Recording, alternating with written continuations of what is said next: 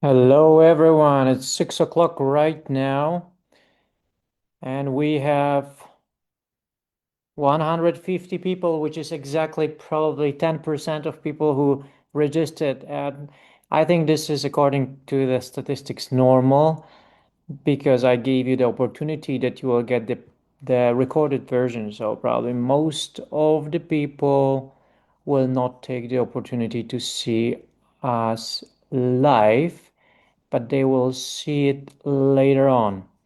And after the webinar, we will have an opportunity to do some very short Q&A.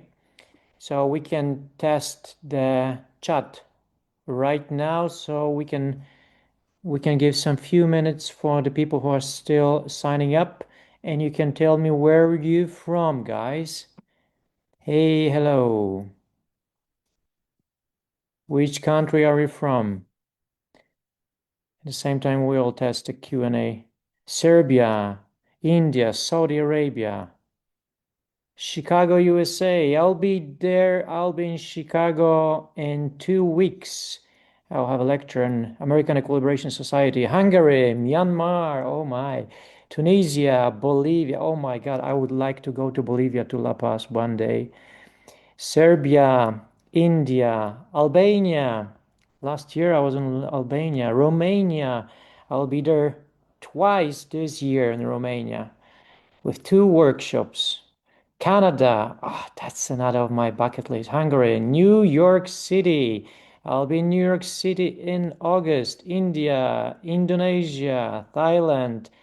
Such a beautiful memories from Thailand from last year. Lithuania, Serbia, Georgia. Oh my God. Hinkali, Kinsmaroli, and all these delicious food that I ate in Georgia. It was unbelievable. India, Netherlands, Poland, currently Netherlands. Yeah. Hungary, Nepal, Tunisia, Romania, India, Finland. Hello, Lukas. George Furman. Hello, George. Florida, USA, Syria. Great. We have almost 200 people. Almost 200 people. So I think we'll give time up until 5 past 6. So 3 more minutes and then we go. I want to respect people who came in here on time. All right. Many of you in here. For those of you who just joined, let me know where you're from. I want to know my audience. And then we test the chatbot. Iraq. Iraq. Beautiful time in Baghdad I had. And the best fish I ever eaten was in Baghdad, in al-Baghdadi. It was carp. And I usually do not like carp. Kuwait, never been there. Romania, once again, I'll be there twice this year. Croatia, Iran. Iran, I keep my fingers crossed for you guys because I really want to go to Tehran one day. I really want to go there. But I also don't want to have a problem with my visa to US as I had problems to get visa this year just because of my course in Baghdad. London, UK, Morocco, Egypt, Serbia. I have a Egypt has a special place in my heart because it was my first big conference ever. Serbia, Bangladesh. Do you plan or coming to go to Hungary for workshops? I don't have a plan for this year, but God knows. Algeria, Bulgaria, Romania. We will kick the regime out of Iran and you can come. This is it. This is it. I really keep my fingers crossed for you guys. Really, really. 220 people almost. All right. In 1 minute we start. In 1 minute we start. So I will just go to my screen. I will try to share my screen with you guys. And then we go.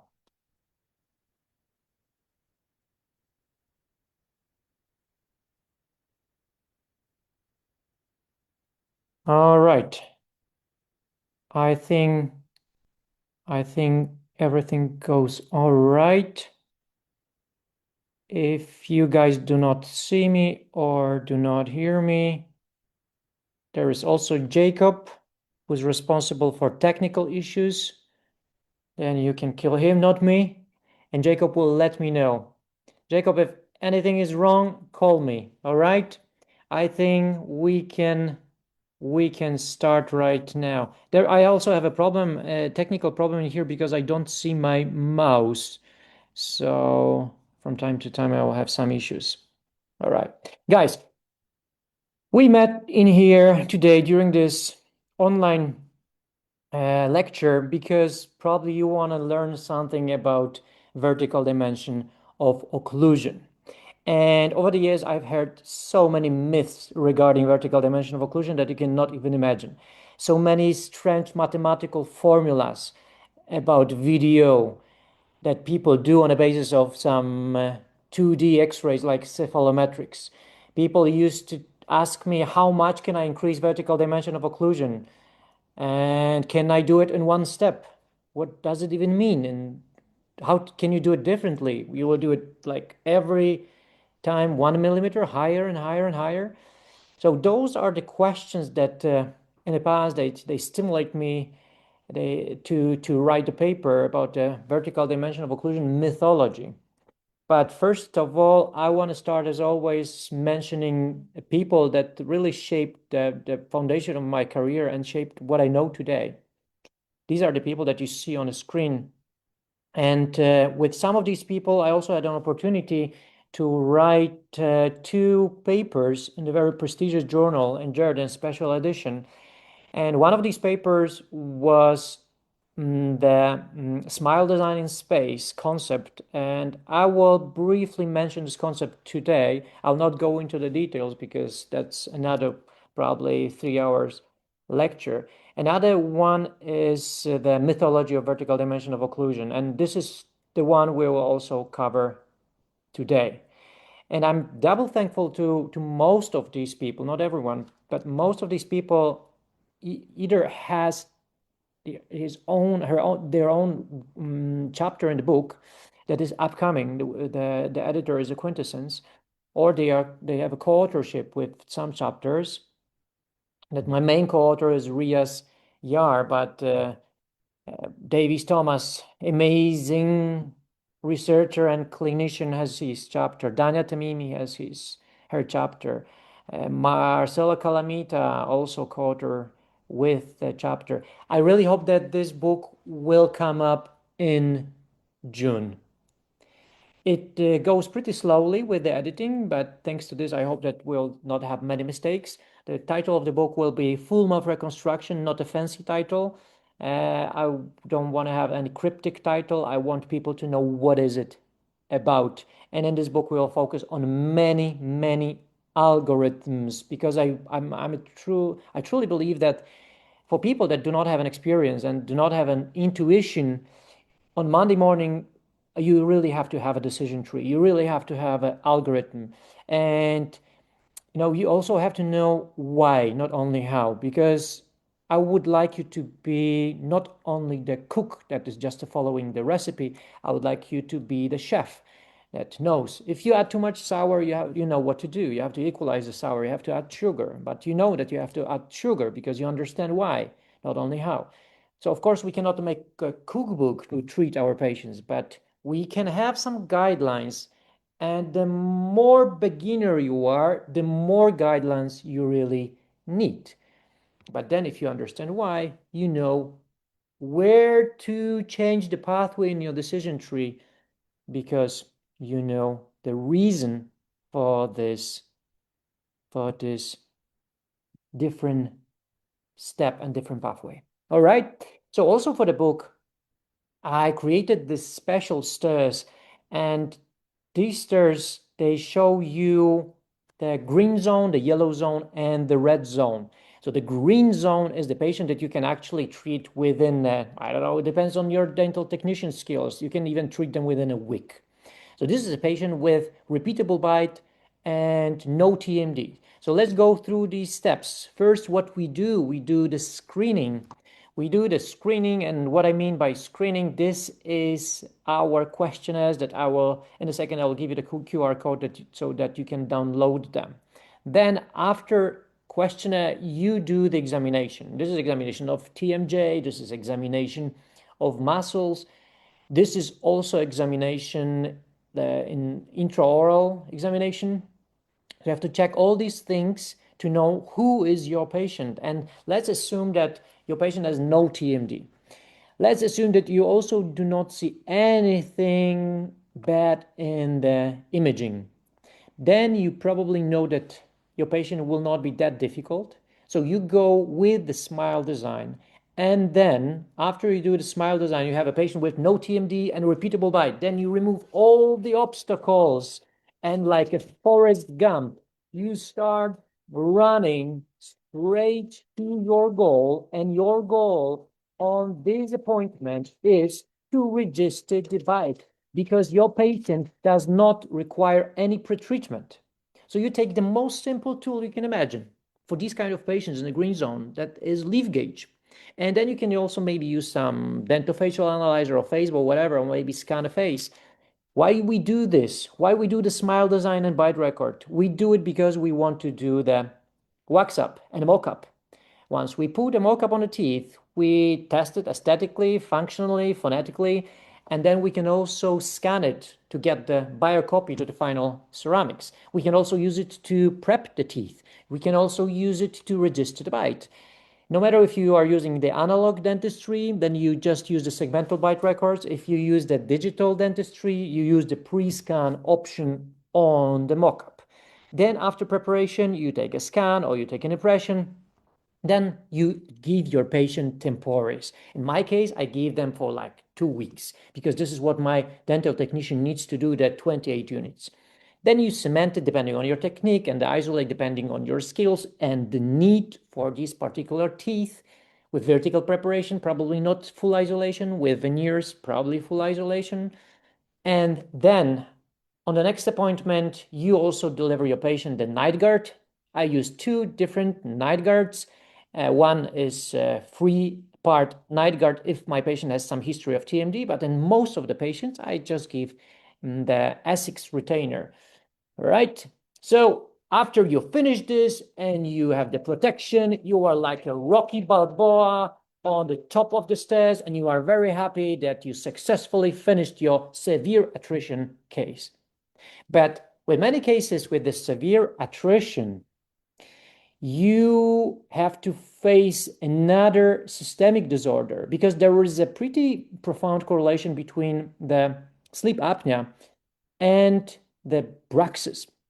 So if you see the patient with a big neck, with a forward head posture, with a big tongue, with impression on the tongue, you also have to do the pretty good screening for these people. I don't use the stop bang question anymore, because this is probably designed for the obese people, and not every single patient with sleep apnea is obese. But in my introductory questionnaire, I have 2 very quick questions, which are pretty subjective, because questions are always subjective. But if I see any risk that my patient has a sleep apnea, we do the home sleep test and we do the DICE to check where is the site of restriction. So we give the propofol intravenously, and then with the endoscope, we go down, down, down, down, and check. If the restriction is here, then you as a dentist, you can make it better with increasing VDO, and you can make it worse with increasing VDO. We will go back to this today once again. So you have to also check if you don't have periodontitis. That for the prosthodontist, that's extremely important thing. So the yellow zone is the zone where you have a patient maybe with sleep apnea, maybe with perio, maybe with ortho, maybe the patient with a gummy smile, maybe the patient that has still unrepeatable bite, and you don't know how to register this bite. All right? You don't know how to register the bite. Now, if your patient has undergone through the pretreatment, So now there is no perio. Now your patient's relaxed because you did the physiotherapy. You register the bite again in the green zone, as you did before, on leaf gauge. All right. You may have relaxed your patient with a cois deprogrammer. You can register on a cois deprogrammer, or you can also use a leaf gauge. If you have a patient with a gummy smile, of course, you have to test it first on a mock-up. Then you do the crown lengthening or maybe something else, because maybe your patient would benefit from doing Botox, maybe Lefort, maybe crown lengthening, maybe orthodontic intrusion. So soon I will give you the algorithm as well, how to decide what kind of treatment you would have to have for your patient with the gummy smile. Ortho and implants. Sometimes we do implants before ortho to use it as an anchorage to facilitate the movement of the teeth, right? Then again, as you see, we have the green zone as a common denominator. This is our common denominator for every single patient. So if you understand now, if your patient is a yellow zone, we have to convert the yellow to green. But if your patient is in the red zone, meaning that this is a TMD patient, this is an orofacial pain patient, you have to go through the very thorough questionnaire and examination. The questions in these cases are the most important thing. Questions, not even examination. Examination is important, but the more chronic the pain is, the more important is the questionnaire, and the less important is the examination. All right? So you have to do both, and then you do the MRI or CBCT or whatever is needed, and then you make a diagnosis. And this is a very common question that I get on the courses. How can we treat people with severe attrition if they at the same time they have a TMD? First of all, how often does it happen that a patient with severe attrition has TMD? These people, the grinders, are usually not people with TMD.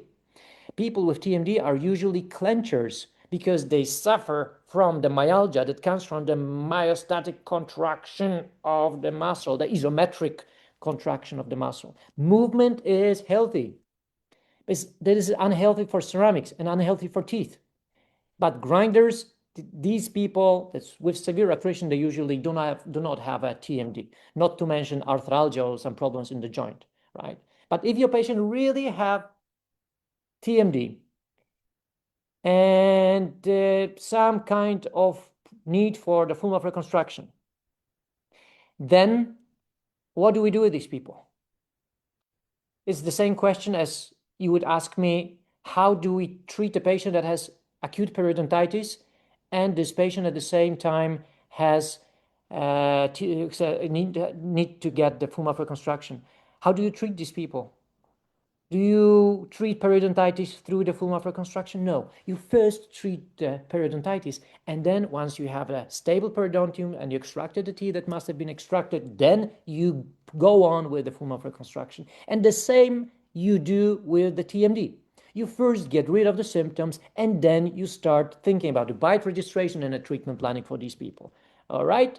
So these are the questionnaires that I also made for the purpose of the book. We have only the most important questions because there is nothing more frustrating for our patients, rather than spending half an hour on filling up all the questions that are sometimes very stupid and they are senseless. And then the patient comes to your practice and the doctor asks completely different questions and do not even look at the questionnaire. This is very frustrating for the patients. And also, because I don't want to frustrate my patients, at the back of these questionnaires, there is a justification for why do I even ask this question? Why do I ask for the occupation? Why do I ask about age? All right? Why do I ask that the level of emotions associated with the visit? Because maybe this patient has a dentophobia. Maybe this patient is a dentist, so probably the conversation will be a little bit different rather than with the lay person, right? Maybe this person is a doctor. Maybe this person is a, I don't know, musician that has impact on the diagnosis with the TMD. Medical questionnaire is also very important. The teeth wear questionnaire is probably the one that you will like most, I guess, in terms of the full mouth reconstruction. And I don't give it to every single patient. I only give it to the people that have some significant teeth wear, and I don't know where the hell does it come from. because probably there is something very mystical on the some surfaces of the teeth, like in the front, that maybe on one tooth. Sometimes they have a very strange parafunctions. Sometimes they just bite fingernails, or maybe they have some strange jobs that they have to keep something between the teeth in a very specific places. There are very often moments that you have to play detective. All right. And if you scan this QR code, you will get to the summer camp website. And then when you scroll down, you will see the opportunity to download these questionnaires. Also, this one, the Orofacial pain questionnaire, extremely important thing. I have to know what kind of pain my patient has. This is not enough that you will ask me, Dr. Lukas, my patient has a pain here. What can I do? I completely don't know how to help you because I don't even know, is it the side of pain or source of pain? Maybe the pain comes from here, not here. What kind of pain is that? Is it the pain that is sharp and it started yesterday? Completely different treatment. Is it the pain that started 6 months ago and this pain is constant and it is there no matter what? It does not increase with function. It is all the time there. Completely different treatment because this is the chronic pain and we treat chronic pain differently. So you have to know what kind of pain you are treating. You have to know, is it a burning sensation? Is it the paresthesia? Is it the electrical shock? This is the neuropathy. This is a completely different thing. Is this pain getting better or worse at the end of the day, or is it getting worse in the morning? If it's worse in the morning, probably something you do at night makes it worse. If it's worse at the end of the day, probably something that you do during the day makes it worse. And this impacts the diagnosis. This impacts the treatment. Because then you can give your patient the homework. If they are sitting in front of computer all the time like this, clenching and drinking 10 coffees all the time, and there is a stressful job, you know what you have to tell your patient, right? Then probably they will not benefit from the night guard so much. But if the pain is the worst one in the morning, probably they do something at night. You have to know this. You have to know who saw this patient before. Was it better or worse? How did it start? Diet, lifestyle, and supplements. Who taught you at the university about the diet and supplements and sleep?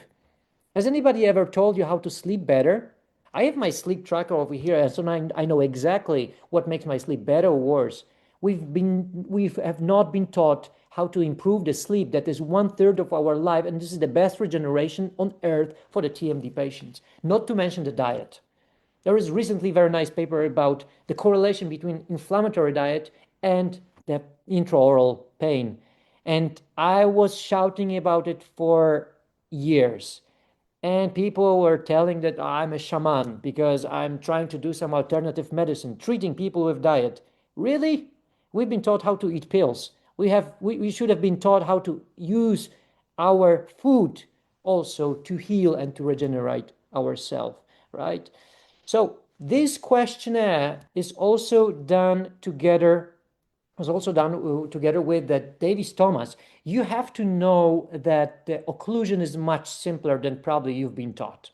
At the same time, TMDs and orofacial pain are much more difficult than you've been taught because this is so much medical problem, so much more a medical problem. And actually, Davis Thomas was the first person in my career that put such a big emphasis on the systemic factors.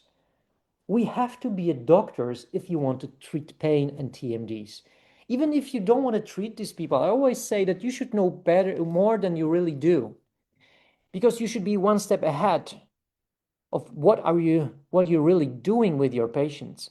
This is why I decided to ask Davis Thomas to come to Europe to do this fellowship, orofacial pain fellowship. We will have 3 meetings on site and all the rest will be online, and we start in March. And I will also be the participant in this. I can hardly wait. I'm amazed by this because I'm also doing the blood test for my patient. I'm also referring these patients to doctors. It's not about you treating patient with the endocrine disorders or rheumatological disorders or some deficiencies. No, but you are the one that could diagnose it, because otherwise you will play ping pong with many specialists. Patient will come with the completely dissolved joint, as sometimes I have, idiopathic condylar resorption. You send this patient to the endocrinologist and they send it back saying this is because of bruxism. Jesus Christ. If bruxism was the reason for the idiopathic condylar resorption, probably the half of the population would have this disease. But they don't have it. So it must be something in the immunology, maybe in the chronology. This is why I really want to listen to Davies. And if you want to have a sample of Davies, you will also have the webinar on 25th of January, and you will also probably have the link. The link will be probably the same as you used for this webinar if you want to sign up. All right, so that will give you the sample. Oh, and then also this QR code once again gives you the questionnaires that you can freely use in your practice. All right. Now, many of you probably have finished some occlusal schools, and you know that we have different techniques. One of my first mentors once told me, Lucas, if you do not want to get confused with all these occlusal schools, just choose one God. Otherwise, you'll get crazy because they all contradict each other. And I'm so happy that I haven't listened to him. And I decided to learn all these schools, at least the basics of these schools, some of them with a deep dive, some of them more shallowly, because I didn't see sense to go deeper. And, you know, some people for the bite registration, they will use the manipulation, like dose manipulation. Some people will use rod power and centric, deprogrammer appliance like Michigan, Mago appliance, SRS, whatever. Gothic arch tracing that I was doing a lot in the past for the full dentures. Lucijic, leaf gauge. And they all say that my appliance is one and only appliance. Only this one works. If you use the others, oh no, it's bad. Coach deprogrammer is bad because our patients always move the jaw forward. Dose and manipulation is bad because you always distalize the jaw, or like with leaf gauge. The truth is that if you know how to use the tool, you will have almost exactly the same result. Maybe within the range of like 0.2 millimeters, but this is physiology. Guys, you have a different CR in the morning if you are clenching all night, different CR in the evening. Completely different. You can have a different, oh, I'll tell you one anecdote. On the summer camp, just because this is like, American Pie camp, and we have a lot of parties. Every day there is something. And we used to do very nice experiments because we are doing many workshops, many hands-ons, and every day there is some bite registration. And it's interesting to see that one day if we use a leaf gauge and the condyle goes up on a leaf gauge and we use it on a participant, the same participant drinks a lot of alcohol that day. And the next day in the morning, we have to use more leaves of leaf gauge because the condyle goes even higher. Why? Because they are hangovered and they are dehydrated. So there is more possibility for the condyle to go even higher. Does it mean this patient is unstable? It means we are alive. We are not articulators. And the centric relation is not a rigid magical point. We are human beings. We are alive. We have soft tissues and fluid in the joint. All right? So it's not magical point. Remember that. This is not. And many people will tell you that your patient is unstable. What does it even mean, unstable? According to which criteria? It depends on who you ask, what kind of occlusal philosophy do they follow. And I think that what John Coyce is saying, that the stable patient is the patient with repeatable bite and no pain, I like it. This is the most simplistic way, actually. So, but also remember, the repeatability is not always the measure of success, because I have patients that sometimes on the platform, they hit repeatedly 50 times in one spot, and then I see they are not totally relaxed. I tell them, can you relax? Can you, I mean, this is not a good comment actually to say, can you relax? I don't want to go deeply into this, but probably very soon we will show you the research that we are waiting to publish about the role of medical hypnosis in the bite registration that we did with the mojo, with the EMG activity. You will be shocked probably, because maybe there is no need for any so-called deprogrammation anymore. You can do it Everybody actually can hypnotize another person because this is just the power of suggestion. This is not the black magic. There's nothing like this. If somebody thinks like that, probably you've watched too many Hollywood movies. Medical hypnosis, if you write in PubMed, 16,000 papers. And this is what we also use for the patient with the dentophobia, patient that are that have a pain, chronic pain, and patients that are not relaxed and I cannot manipulate the jaw. Actually, last time on the summer camp last year, our hypnotizer also came to our course, and he hypnotized our participants. It was amazing because they were falling down like flies.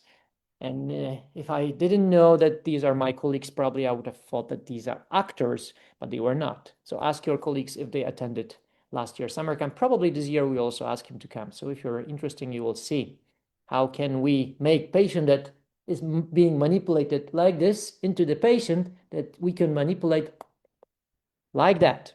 Also, the deprogrammation, you must know that I don't really like this term because it tells you nothing about the process that is happening. PubMed doesn't really know the term deprogrammation. We know the cortical remapping. We know the long-term potentiation, long-term depression, changing of the neuroplasticity of the brain, but deprogrammation and how much it should last, what happens really in the brain, we don't know. This is the term created for dentists. And we don't know whether it exists or not. What we know about the deprogrammers, that the piece of plastic in the front really relaxes your muscles. So I think that maybe it should be called relaxers, not the deprogrammers even, right? Some people will ask you to do a couple of bite records. And then they check if all of these 5 bite records are exactly the same. If they are not, then they will tell you that you are unstable.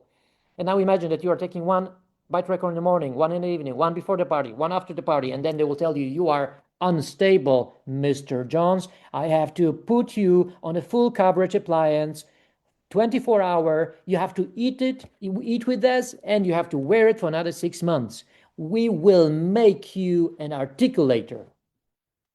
And this is how it goes. In the past, we couldn't do the articulator that worked like a human, so we wanted human beings to work like an articulator, right? So we can manipulate them in a hinge axis as articulator. So some people will even tell you that you have to do the MRI to know if you are stable or not stable. Don't do this. Don't do this. MRI is for pain patients if you suspect arthralgia.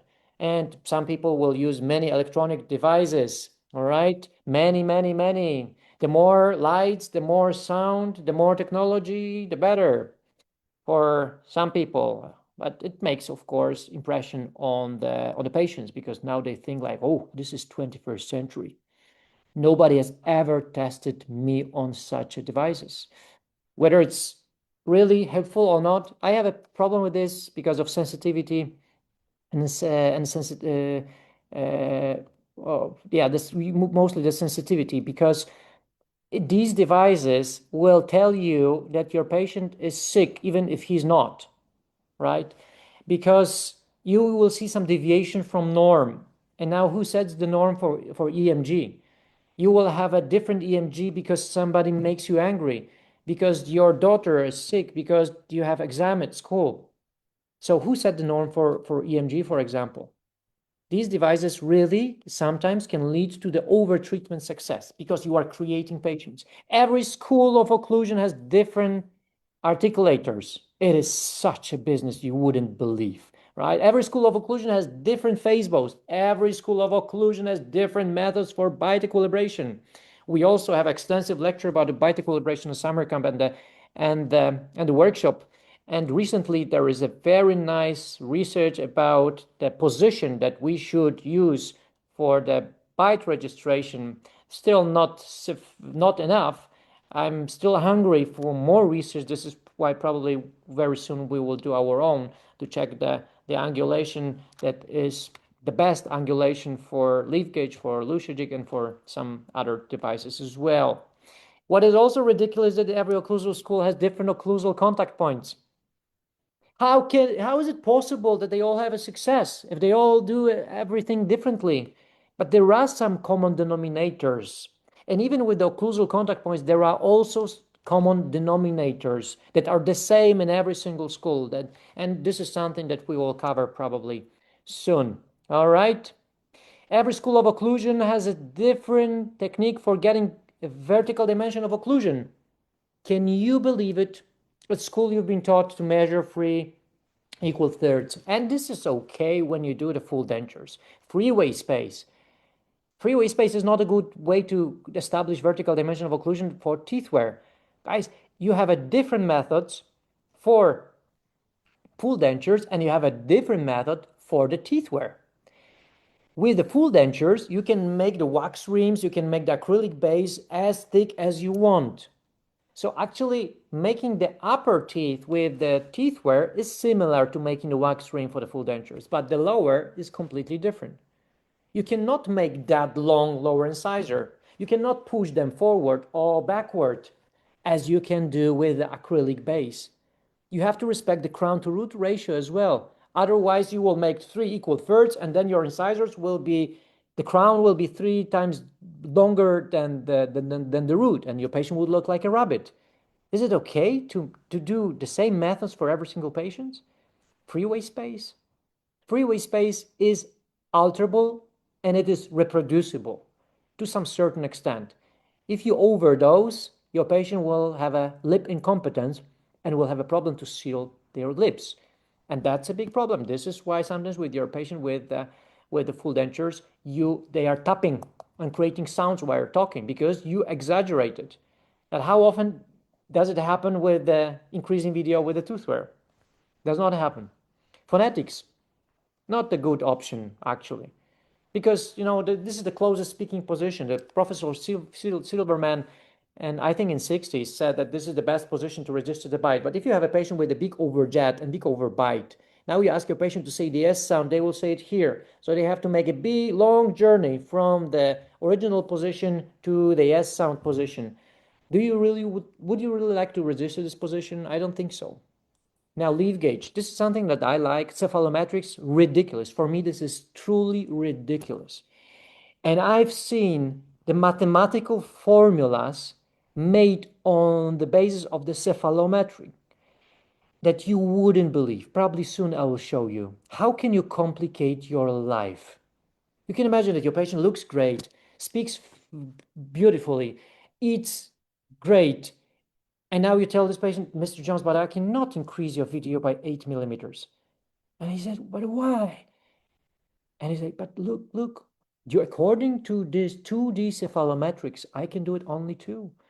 So I have to grind your beautiful teeth down and you will not be that pretty. I don't know what about the speech because I follow the gnathological rules from the cephalometry. This is crazy, guys.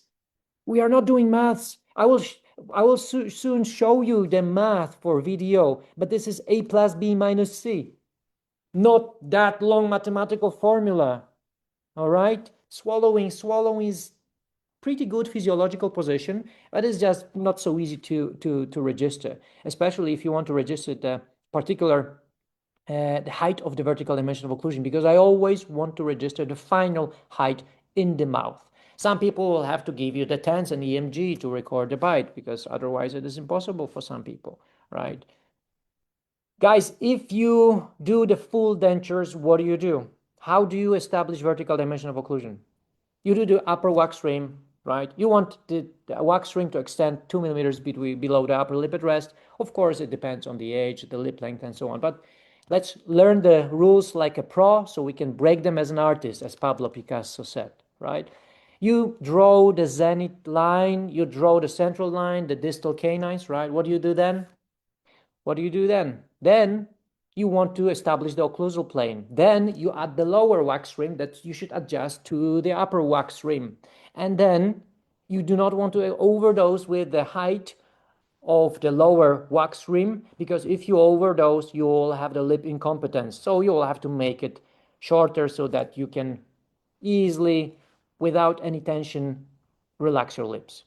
So when you think what is really important when you do the full mouth reconstruction on teeth, what is important with the tooth wear? Is it the mathematical formula made on the basis of the cephalometry? gonial angle, distance, nasion, gonion, and so on. Or maybe aesthetics is important. Function is important. Stability is important. What do I mean by stability? Stability of the teeth, stability in the joint. What is also important, if you were a patient, you would ask for minimal invasive preparation, right? So as little preparation as possible, because that will also reduce the postoperative sensitivity, right? At the same time, your dental technician will ask you for as much space as possible, right? So we have to compromise our treatment. But what is really important is aesthetics and the space between the teeth and the joint and in the airway. This is why when I revise all the cases I did in the past intuitively, because at the beginning I was doing like 3 to 4 full mouth reconstructions a month with zero knowledge. It was like 13 years ago. And only then I started, when somebody asked me, because I was prepping all the teeth all around, cementing full crowns, full zirconia crowns on the glass ionomer without even increasing vertical dimension of occlusion, because I had no idea how to do this. Then somebody asked me, Lukas, would you do it to your daughter? Would you do it to your daughter? Would you prep all these teeth all around to your daughter? Then I thought, no, I wouldn't. Then what should I do instead? I would have to increase VDO to create space for ceramics instead of grinding the teeth to create a space for ceramics. But then how much should I increase VDO? How much? Where should I put the condyle? What if I have 20 bites? Which one should I choose? And then I will not cement full zirconia crown on the glass ionomer. I will have veneers, overlays. I will have to learn how to do bonding, how to isolate the teeth. So my life has changed so much after first probably 6 months of doing 2 to 3 full mouth reconstructions a month. So probably first 1,000 crowns I did, it was with zero knowledge. And then I collected all the money and started learning around the world to complicate my life just because I decided to be less invasive. So guys, if you want to use the MIP of the patient and want to prep all the teeth all around, cement on a glass ionomer without the rubber dam, you really don't have to listen to what I'm talking about. But if you want to treat your patient as you would like to be treated by somebody else, or you want to treat your patient as if you would treat your daughter, I don't know why it's called daughter test. There's even a publication, daughter test. I have 2 daughters and 1 son, and I believe they are all equally sweet. But I can imagine what is it about. It's just treating your family or yourself. So I came up, when I revised all the cases, I also found a common denominator. What is really important for our patients? This is smile design and space. And what kind of spaces are we talking about? So first of all, the space in the joint, there is not the air space, but this is the management of the position of the condyle so that we have orthopedic stability, right? There is not a magical point, as I mentioned. And in orthopedics, there is not the best position in the knee, in the hip, or in the arm. For me, the orthopedic stability is if you put a load on the joint and it's not moving. If your joint is here and you put the load and it goes up here, it is not stable, right? This is why we would like to push the condyle slightly upward to the position where it does not move anymore. But you have to have a healthy joint, because if you don't have a healthy joint, you got a problem. This is a healthy joint with a disc. There is no clicking. Actually, clicking is not a problem. It's just a sound, right? We are treating not sound. We are treating limitation in movement, and we are treating pain, because sometimes it can convert into the painful scenario with a disc displacement without reduction, with limitation, and with effusion, as you see in here, right? And even worse, if you add insult to injury and this patient has some autoimmune disorder, you will create arthritis and you will lose the cortical bone. So now the condyle is changing the shape and the bite is changing. So we cannot resist the bite and arthritis. Luckily, most of our patients will convert into this condition. Look at the position of the disc. It is still forward. We pushed the disc forward. So this is a condition that is called no disc, no problem, colloquially. This is called, medical terms, is called disc displacement without reduction, without limitation. And there is a pseudodisc at the back. The cortical bone is regenerated.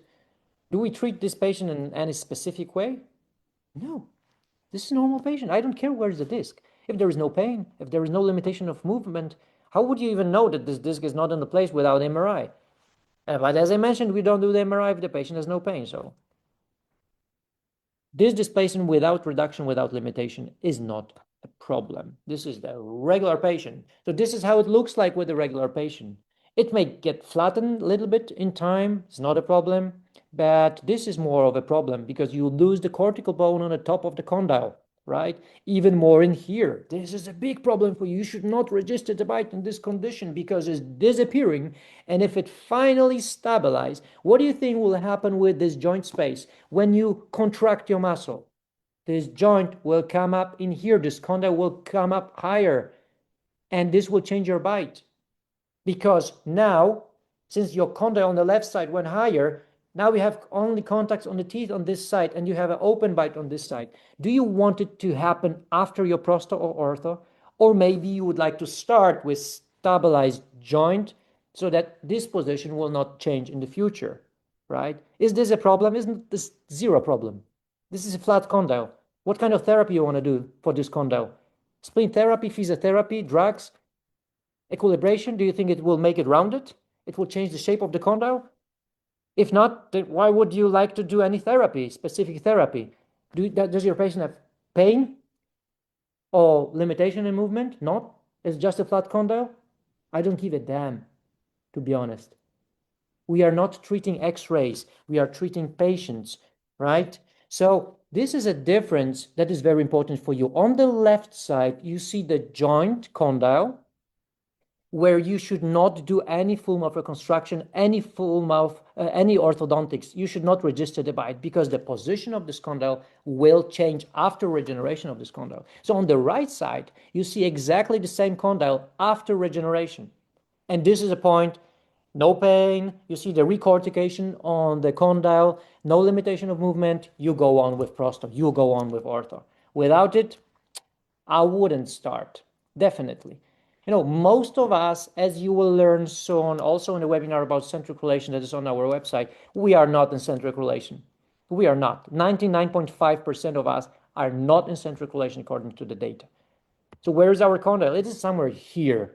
Is it the wrong position? It is great position. It is great position for most of us. This is neither on the very top nor on the M. It's somewhere in the middle. And do we have TMD because of this? Of course not. TMD has nothing to do with centric relation. So why do we even think about making centric relation for people if they don't need it in terms of the physiology or TMD? We need it because this is a technical position which makes our dentist's life easier and our patient's life more stable for the future. Why?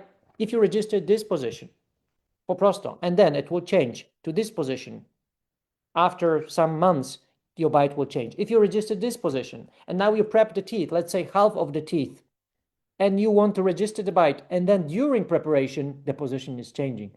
And now suddenly, you create a space between molars with a burr, you ask your patient to clench, and your condyle goes up higher, and then you lose all the space you created with a burr.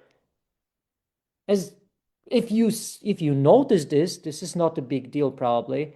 If you do not notice this, you got a call from your lab saying, Mr. Dr. Jones, you didn't provide me with the proper space. And then you think, what the hell's wrong with him? I used a special burr. I created 1.5 millimeter space between the teeth. And now he's telling me I have I have 0.1. How is it possible? It is possible if you understand biomechanics of TMJ, that the condyle can move upward. This is why we wanted to go upward during bite registration, and we wanted to be there during preparation, during cementation, and to the rest of this patient life. This is not a vaccine for TMD. It makes our life easier, bite registration more repeatable, ortho planning easier because you straight away know what is the real disorder, orthodontic disorder for this patient. If they have this kind of bite, pseudoprognatism, because they had the crossbite, anterior crossbite, and now they lost molars, their jaw go even more forward. Would you like to use this position? Or maybe you would push the jaw slightly backward, and maybe this is now the position of your patient. If they have the position to like functional shift to the left, would you treat this patient in MIP orthodontically? Or maybe you use the Dawson manipulation And then it would turn out that actually the jaw is in the midline, but there is just one cusp that's causing the shift. This is why if you really have to do the big treatment, full mouth reconstruction for prosto or for ortho, you reorganize all the teeth, not 4 veneers in the front. You reorganize everything. Then you are losing the stable reference that was maximum intercuspation. Now you are somewhere in the space. So what do? You put the load on the condyle and then you hinge. Now you get repeatable bite. Is it the one and only, the best, the only one that we can use? No, it is the most repeatable one, the easier for you, the easiest for you, and the most stable probably. But even with this best position of the condyle in the joint, your patient can get TMD. Again, this is not the vaccine for TMD. So this is why we use these so-called deprogrammers like leaf gauge or whatever, because we want the condyle to go up higher, especially if you have a big joint space, to go up higher, because then it's going to be more stable, like in here. You don't want this to happen during the treatment or after the treatment. You want this condyle to go up at the bite registration, so before the treatment, and you want to keep this position over there. All right, so this is about the joint space. We will talk much more about this in the future on the summer camp. Just remember, you don't use centric relation to make a diagnosis for TMD reason. You do the dorsal manipulation and then you see that there is premature contact and you think, oh, probably this is the reason why this patient has TMD. Really? You know that there was 26 definitions of centric relation over 100 years. So now the problem is that this patient has premature contact to the latest definition of centric relation, which can change in 1 year. It has nothing to do with this.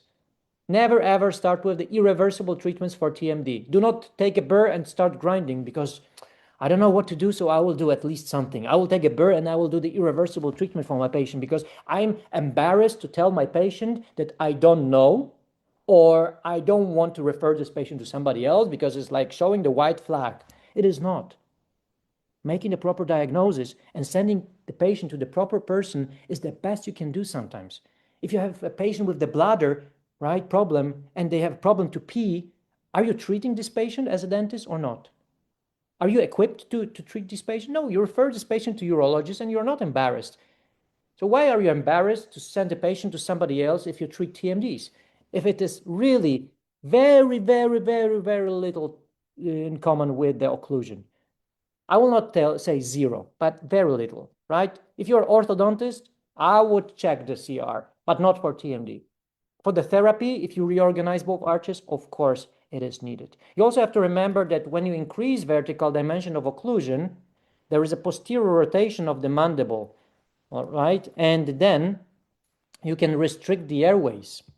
You can restrict the airways. This is why airways are important, because you may see many people with sleep apnea that have a bruxism, and they have a bruxism because of sleep apnea. So they destroy their teeth because of sleep apnea. And now you have your patient that you would like to reconstruct because they have attrition, but you have no idea what the sleep apnea is and how to treat it, how to diagnose it. So this is a big problem in the restorative dentistry, because now look, this is going to be the vicious cycle. You got worn down dentition, which you want to reconstruct, and you got the restriction in the larynx. And now you increase VDO, that causes this, as you see. It will restrict the airways even more. So now you have beautiful teeth and you have a patient with even bigger sleep apnea than before, so probably even bigger bruxism than before. And you don't want him to destroy the ceramics. So what will you give to your patient? Night guard that will restrict the airways even more. So now your patient does not wear the night guard because he's telling you, doctor, when I wear it, I have a headache. I cannot have it. I cannot. So they destroy your ceramics and you think, oh my God, this is probably a wrong position in the condyle. Probably wrong vertical dimension of occlusion because I should have done 3.4 and I did 3.6. My goodness. Think as a doctor and do not kill your patient. Sleep apnea is a terrible disease. You can get a stroke at night if you have it. You don't want to kill your uncle, you don't want to kill yourself, you don't want to kill your patients, right? And you see the research that says what can happen, that actually that regular appliances, regular night guards can exacerbate sleep apnea. So knowing that your patient has sleep apnea, knowing where is the site of restriction as well, I can propose different protection that is mandibular advancement device. It works like a head and shoulders. I protect the teeth and I protect the airway at the same time. And you will, on summer camp, you will also learn how to record the bite for these appliances, and you will learn how to use these appliances. And we will talk much more about the sleep apnea. And the space, the regular space, we will also soon talk how much space is really needed for the overlays. And we will learn what is the mathematical formula for increasing vertical dimension of occlusion in these particular cases. I don't have time to talk about it now, but if you go to the Smile Design in Space paper, you can also read about it. But for sure in the future, we will talk extensively about this, and we will also cover the topic of these 5 variants of smile. How do we determine vertical dimension? How do we determine how will we treat this gummy smile for these people? Because in some cases you will just do the crown lengthening, some cases you will do the Botox, some cases you will have to perform orthodontic intrusion, right? So this is something that we will cover soon on the summer camp. But now I want to go to the main topic. Do we need temporal stage with a significant VDO elevation?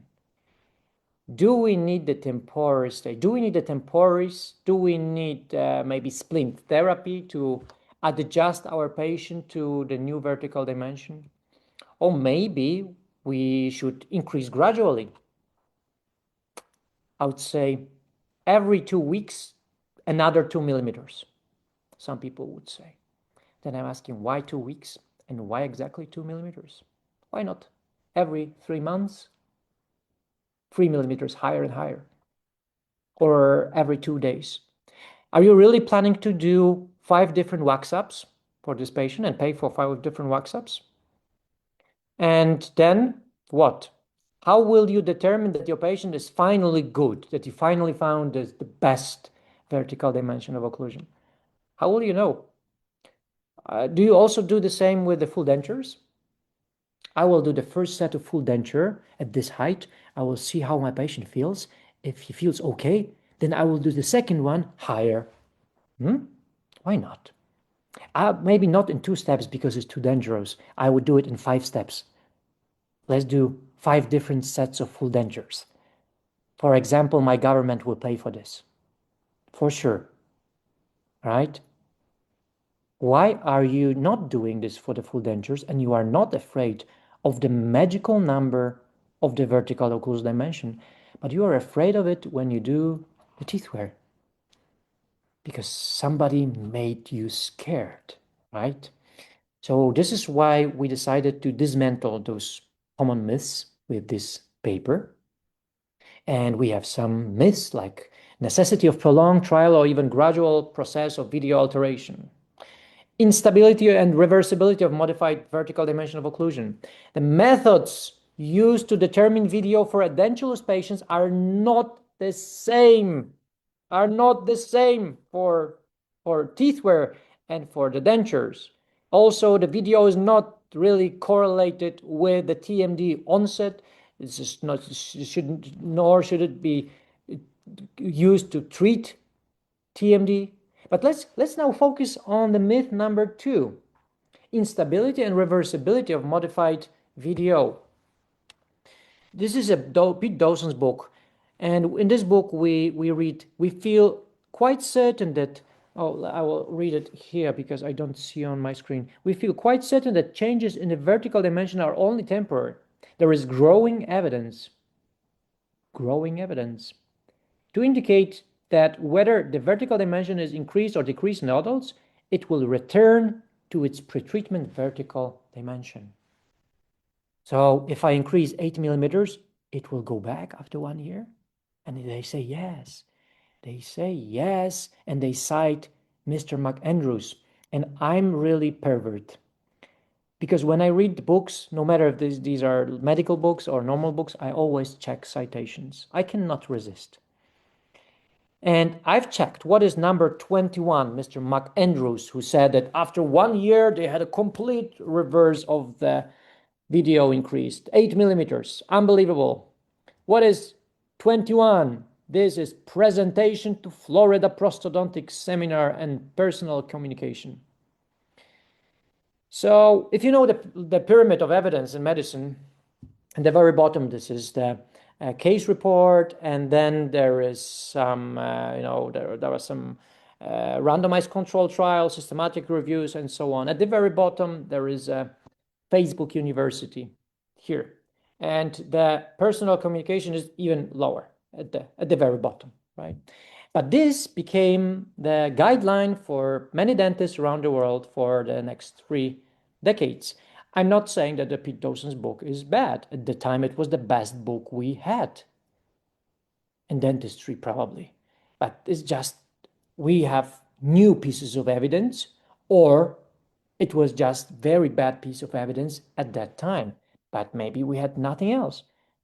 Yeah, we didn't have anything else because we only had animal studies where they cemented 7 millimeters thick appliance to the little rhesus monkey head. The rhesus monkey head is as my fist. You can imagine 7 millimeters thick appliance cemented permanently, and they were surprised that there was intrusion of the teeth, right? You probably heard that when teeth and muscle are in war, muscle never loses. You heard this many times, right? Not really true in many cases, because we know that there is something that's called, when we stretch the muscle, there is something that's called sarcomerogenesis. And also the muscle spindles adapt, right? But the question is, do we really stretch our muscles when we increase VDO? Try to open your mouth and now start closing as long as your lips are in contact, right? You got the freeway space between your teeth, and now touch your masseter. Do you really feel they are stretched? I think mine are more relaxed than ever when my lip are just gently touching. Is it stretching? When we are increasing VDO in rotational axis, when you have 3 millimeters here in the front on incisors, this is probably 1.5 millimeter at the back, and this is probably about 0.7 millimeter on the masseter. Is it stretching? Maybe in orthodontic surgery it's stretching, but not in simple increasing vertical occlusal dimension. But when I was writing this paper, and also for the book, we created a survey, and we asked, if you are testing vertical occlusal dimension, what is your reasons for doing so? Look, I don't test that 9% people. To test the patient's adaptation to new occlusion, 88%. And here we have the first confusion, because I think people confused occlusal contacts, so static occlusion or dynamic occlusion, with the vertical dimension of occlusion. So on the basis of this poll, I don't really know what were they afraid of, but it looks like they were afraid of vertical dimension of occlusion. They want to test if the patient will have temporomandibular joint pain after all. Really, I've never ever seen temporomandibular joint pain after full mouth reconstruction. I've seen muscle pain that maybe sometimes can radiate to the joint, because you have to know, as I mentioned, site of pain and source of pain. But joint, destroying TMJ with the full mouth reconstruction, you would really have to do your best. Maybe you register the bite like this, or really push the jaw backward and put big bulky palatal wall that would cause constricted chewing pattern. There are legal reasons for doing so. In some countries, you have to use prolonged phase of the temporization. If your patient sues you and you didn't use this prolonged temporization, you may lose at court, despite zero evidence in the PubMed. Zero. Some people just say, I've been taught to do so. It's okay, because many dentists, they do not have time to think what they are doing. They go for courses to get the condensed knowledge because they have family, life, and hobbies, and so on. This is also why you come for the courses, and that's okay. But I would like you to learn how to question whatever you hear, also me.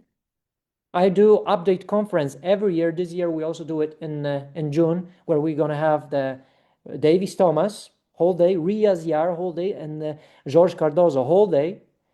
And also I will have a lecture over there. And this is the time when I can admit, I can confess to people that I did something wrong and I was teaching something wrong. We have a new piece of evidence and we are changing the protocol. And we do it every year.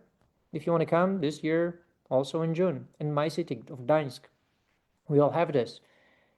And I would like you to question everything you're listening. We are not gurus. We are making mistakes. All right? So now 88% of people want to test adaptation to the new occlusion. At the same time, 85% of people says that their patients adapt very well to the new occlusion. So reverse proportions. But then you may say, Lucas, but 15% of the patients are sometimes 85% of the problems in the office. So let's take a look. What are these 15%? And is it really connected with the vertical dimension of occlusion? Chipping and bruxing. Jesus Christ. Is bruxism because of wrong vertical dimension of occlusion and chipping? Debonding. Have you ever tried to debond properly bonded veneer? Can we do this? If you have a good protocol in enamel, can we do this without the laser? What kind of bonding protocol are you using if you have debonding? And why are you blaming the vertical dimension? It has zero to do with this, nothing completely. Speech issues, I would say maybe in some cases, because if you have big overjet and you increase VDO and then you have even bigger overjet, sometimes you may have some lisping. Usually this is not about the VDO, it is more about the morphology of the palatal wall and the incisors, and most of all, you want to have an equal gap between the teeth when you say the S sound, not just one tooth hitting another, because then the space is unequal and you will be lisping. So trust me, this is really not so much to do with the vertical dimension of occlusion. Make a good equilibration instead of testing your patient with the bad one. If you have a bad occlusion and you don't know how to equilibrate, I'm asking you, please don't do the full mouth reconstruction, because then you will blame the condylar position or the vertical dimension, but where the real the problem is the morphology of the teeth and occlusal contacts. You have to know how to do a bite equilibration. Headaches, TMD, no issues. Guys, if we only could have at least one paper that would do the comparison. We have people with some prolonged phase of evaluation on spleen therapy, and then we have people without the spleen therapy, right? Can you imagine that we didn't have this paper for decades, and the one that you see on the screen is the first one ever done? It was funny because a couple of days ago I was in Utrecht, close to Amsterdam in Netherlands, and I was showing this paper, and in the second row there was Luc Kriens, who was the first author of this paper.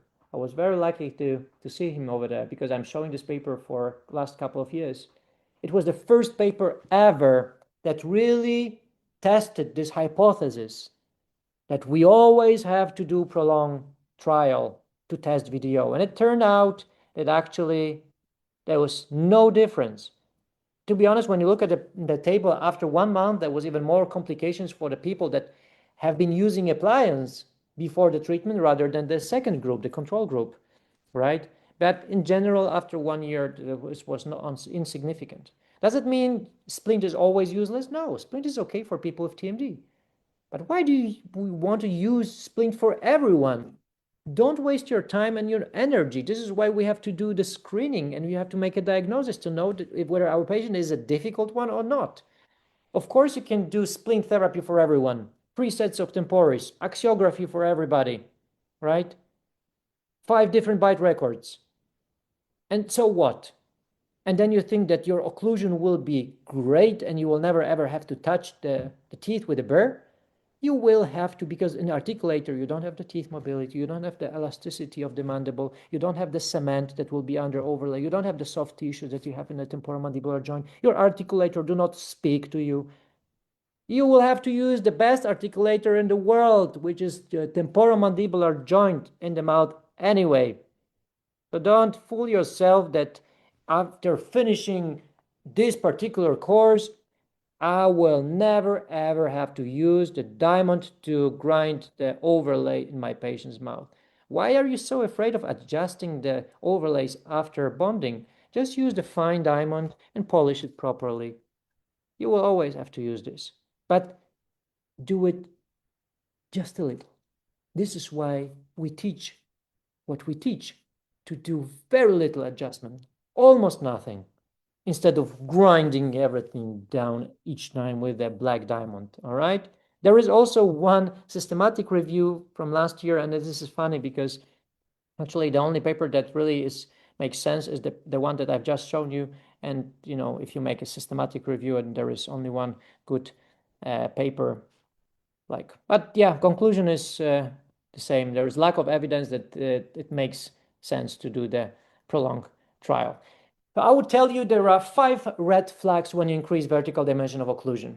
I remember once we asked John Coyce how much, there was one guy who asked John Coyce, how much can increase vertical dimension of occlusion? And John said, as long as your patient looks human, he's fine. And I love this simplification. I think this is maybe oversimplification, but I really love it. In most of the cases, that's true. I would just put a couple of caveats. First one is sleep apnea. The question is, would you like to use prolonged temporization with your patient with sleep apnea? What do you want to test? Whether he gets stroke at night or not? If he gets stroke, then I will decrease VDO. And if he doesn't, we go on. Really? If you suspect sleep apnea, do this home sleep test. You can also buy it on the internet. If you really want to do precision medicine, precise medicine, you can find an ENT doctor and anesthesiologist. You put a propofol in here, endoscope in the nose, and you check where's the site of restriction. If you cannot have this possibility, at least try mandibular advancement device. Maybe it will help, maybe not. But this is then not a precision medicine anymore. But not in every single country you have the same opportunities, right? But then you will know that you can increase VDO. The only difference will be how will you protect the teeth, all right? You can have different methods of treating sleep apnea. You can do orthodontic surgery. You can do the surgery of the tonsils, of the soft palate, of the septum, right? You can use the CPAP. You can just tell your patient, please eat less and lose weight. There are many ways to treat sleep apnea. One of the ways is using mandibular advancement device, right? And this is what you as a dentist can do. So in this case, of course, this is a red flag because you have to test it, but this is not a justification to use prolonged temporization, right? Now, people with paranoia, anxiety, post-traumatic stress disorder, these are the people that will not adapt to your work as well as the rest of the population. This is a very nice study made with the fMRI, functional MRI. They checked the activity of the cortex, and they checked how much will it take on this ASICs with increased VDO to these people to adapt to the new VDO. And for most of them, it was 2 weeks was completely fine, except people with paranoia, anxiety, PTSD. So is it justified for these people to use prolonged temporization? Think about it. What kind of prolonged temporization are you going to use? Mock-up, bonded, or PMMA, cemented, splinted, all the teeth? And now every week she comes, she or he, and you adjust. After 20 visits, it looks like a crap. It's all flat. Your patient is exhausted and finally tells you, all right, I think the bite is good. Now you look at it. Do you really want to copy paste this to the final ceramics? And even if you do the copy paste, what kind of material now will you use?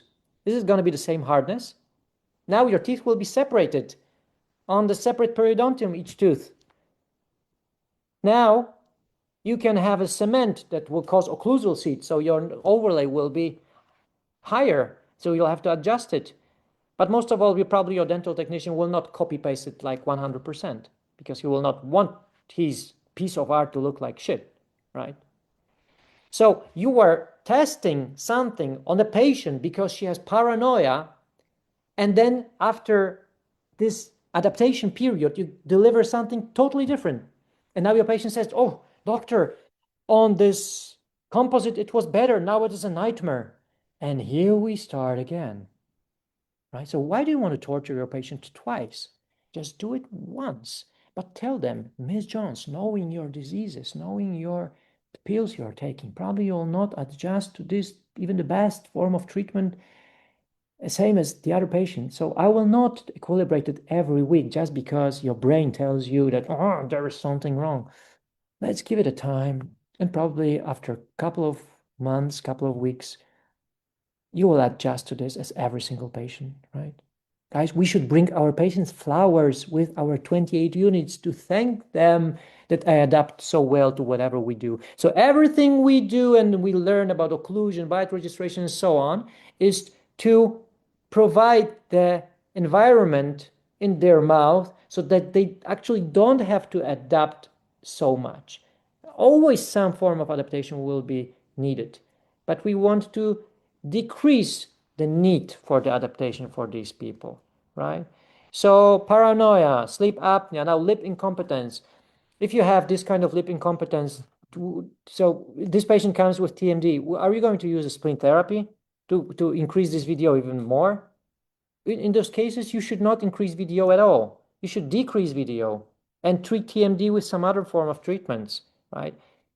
So this is not a case where you would like to use prolonged temporization. None of these cases require prolonged temporization. History of TMD. I would explain to my patient that you're going to have ups and downs. Sometimes you will have bad night's sleep, worse weather, somebody made you angry. You got the problem with the hormones. You got some new deficiencies. Now you start clenching, you change your work. You will have TMD again, but this is not going to be connected to your new full mouth reconstruction. This is why for these people, I would give different night guard that soon we will talk about. And also the last red flag will be the increased overjet. If you really want to test if there is any chance to treat this patient with prosto, without ortho, without orthodontic surgery, do the wax up, test it aesthetically, phonetically. Maybe it's okay, this kind of compromise, camouflage. But to be honest, with most of these cases, they need ortho first to decrease this discrepancy between incisors, to decrease the overjet, and then you can increase VDO. That will anyway increase the overjet again, right? But this is not the case that I would use prolonged temporization again, all right? Since we are getting to the end, this is 1 hour, 17 minutes, I want to mention something that I would like to invite you for. This is our summer camp that this year for the first time is in September. And I was listening to your request and we did it in 3 modules. In the past, people from Australia and some other countries, Southeast Asia, America, they were saying that they were so happy that we do it everything in once because they can learn everything in one jet lag. At the same time, people from Europe, they were saying, oh, I cannot take such a long holiday and so on. So I decided, all right, we will divide it in modules. And today, we've completely changed the order of these modules. So now I will start marketing, real marketing, because I didn't do the marketing for this course previously so much, because still the program wasn't finalized. Now we got all the speakers, now we got all the programs, so we start with the plan and restore, right? It's all in row. You can do module 1, you can do module 2, you can do module 3, you can do 2 plus 3, you can do 1 plus 2, you can do all 3. So the first module, together with Colin Pope and George Cardozo, is prosto on implants, perioprosto, BOPT, vertical preparation. You have about 3 days of webinars before the course, so we can equalize the level and we can focus on hands-ons on the summer camp. You get a lot of tools, set of bursts for the preparation, books. You get access to all the videos that we are showing during the course, probably except Marta Revialeon, because I don't know if she's going to share the material. She's a little bit afraid that people will copy that, and I understand that. So here we're going to do the isolation workshop with Colin Paul, photography. You will do the prosto on implants with George Cardozo, preparation through the mock-up with the microscope with me. That's the first part, right? The second part is plan and bite. So occlusion, TMJ, TMD, vertical dimension, coils deprogrammer, leaf gauge, luger jig, dorsal manipulation. I will do it on you. You will do it on me. Just like big part of this is just a pure hands-on, equilibration hands-on, physiotherapy hands-on, joint examination. We're gonna have the digital section in here also with Adrian. We will have the whole section about prosto-ortho cooperation with our great orthodontist. And the last module is I have the best doctor in the world that makes the best research in digital. This is Marta Revilla-Leon. I have the best clinician I know in the world, who is Riaz Yar, in the digital. I have my best Polish colleagues that I know in the digital world. And this is going to be the 3 days with the theory and the hands-on. So also today it wasn't available before.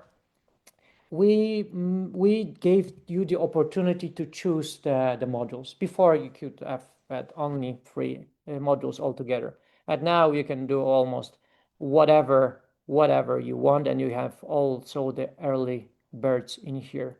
All right, so guys, I want now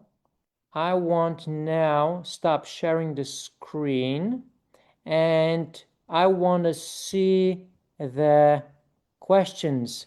Yeah, Kelher, daughter test 2010. Is recording available? Yes, the recording is available. How accurate is rising video on digital versus physical articulator? Does a fully digital approach of arch face can replace the traditional? Okay, so I'll try to answer quickly. Yes, Facebook is almost the same with as the traditional face scan. There is extensive research about it. Increasing video in articulator, if you don't have the hinge axis, don't do this. You incorporate the big error straight away. This is why I always try to register final video in the mouth. This is why I teach you on a summer camp how to do this. The recent research from last month showed that actually when you increase video, when you use Mojo, so digital axiography, it is going to be similar as if you register the final video with the leaf gauge in the mouth. All right. Can anyone tell me where the chat box is? Oh, you are using the chat box. Do you follow the same principle as COIS, or do you have fundamental difference? In the past, I was using a lot of COIS, the programmer, and I really love John COIS, and he was one of my first mentors.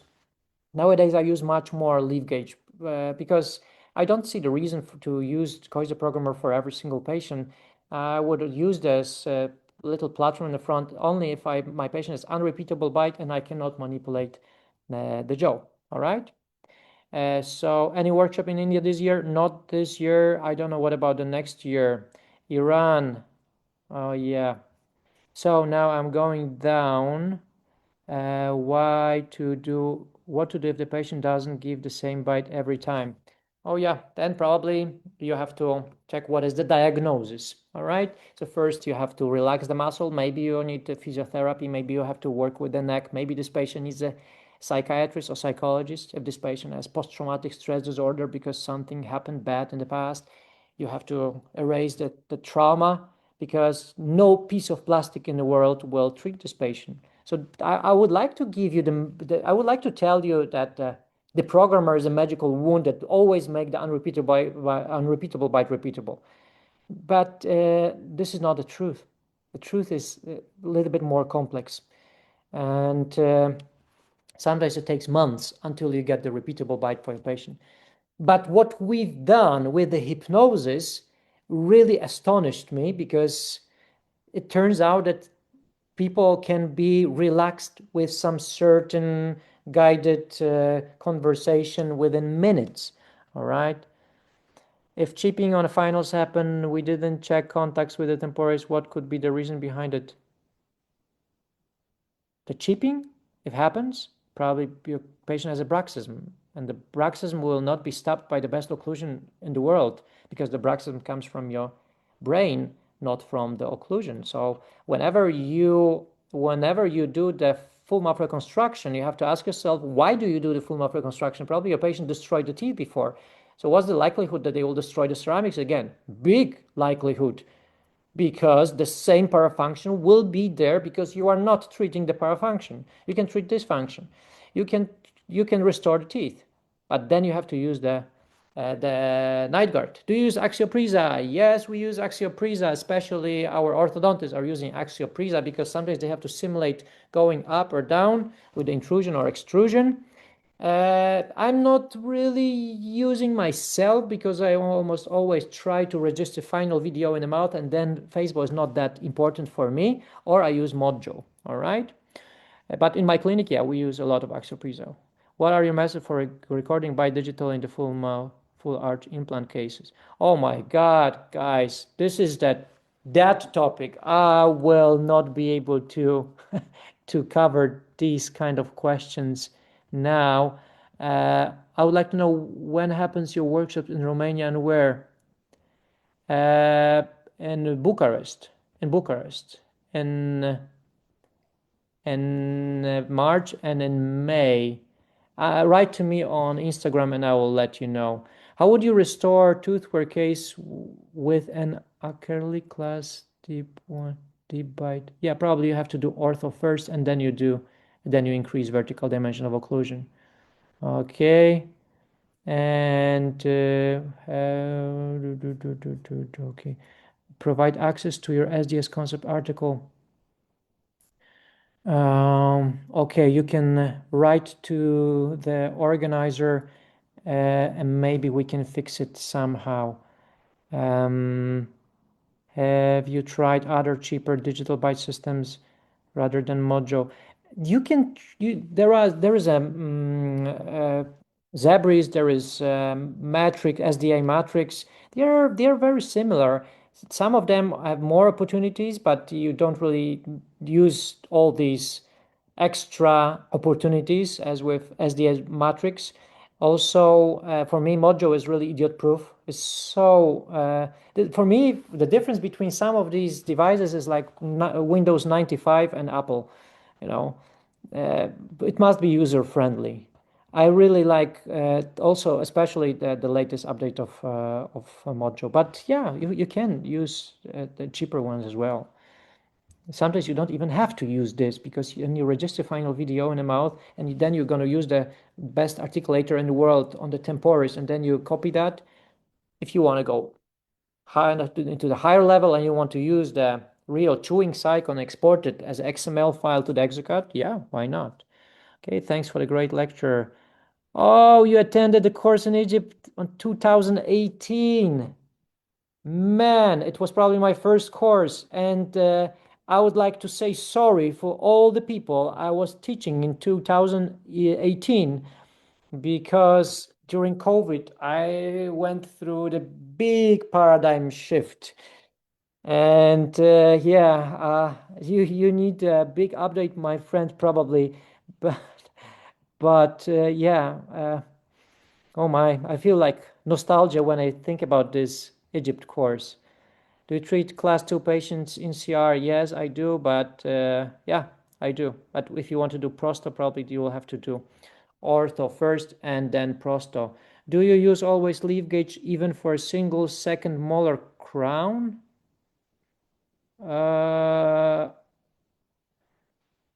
You don't use leaf gauge for single crown. Once again, you use leaf gauge and you search for centric relation when you reorganize both arches, all the teeth, or one arch, but all the bite is different, not for a single tooth. And loss of posterior space phenomenon. Yeah, if you do the single second molar crown, be careful because when you prep it and you let your patient close, sometimes the space you created with the burr can suddenly disappear because your condyle goes up.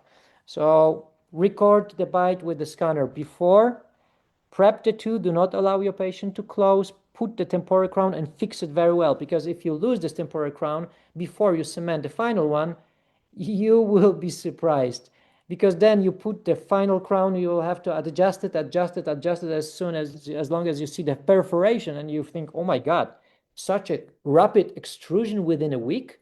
It's not a extrusion, it's the condyle that went upward. All right, guys, we have now we have now 7:30, and I think we are done. Thank you very much for your attendance. I really hope that very soon we will see once again somewhere. Maybe in Poland, maybe we will see each other in your country. So if you would like to attend our summer camp, once again, you can see this video, you can see this QR code, you know where to search for me. You can find me on Instagram, Lukas Lassmann or Lassmann Education. And if you ever have any questions, always remember that you can ask them into the comment sections. So I hope you liked this webinar, and I hope you don't feel like you waste your time.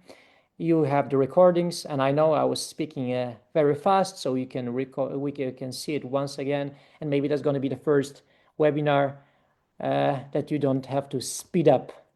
You maybe have to slow it down. All right. Thank you very much for your attendance, and hope to see you soon. All right.